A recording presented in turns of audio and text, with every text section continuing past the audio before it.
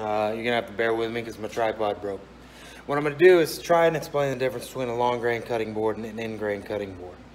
When you do your first glue up, you glue up all of your boards as such with your grain running in this direction.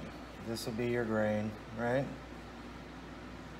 So you can make beautiful cutting boards that are long grain, and I did that when I first started.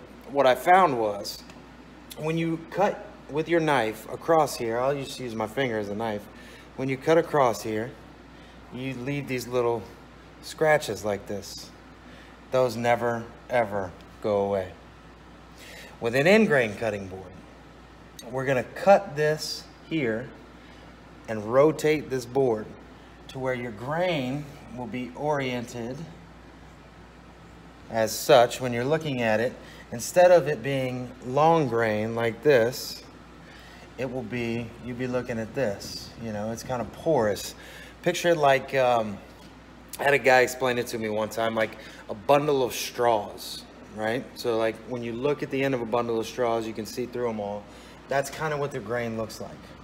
So when you run your knife across that, it's less noticeable, and when you wash it, when it gets wet or when the moisture gets in it, you know, it reseals itself. Your grain will actually swell back up and it'll close those cut marks. So a cutting board will last you years and years if properly maintained, whereas this one, I made a few of them, a couple for my wife and my parents, and I mean, they're still around. You know, you're still cutting stuff on them. They look like crap if you ask me. Long grain you want to leave basically for serving trays. If you're making like cheese trays or something like that, serving trays, TV trays, long grain's fine.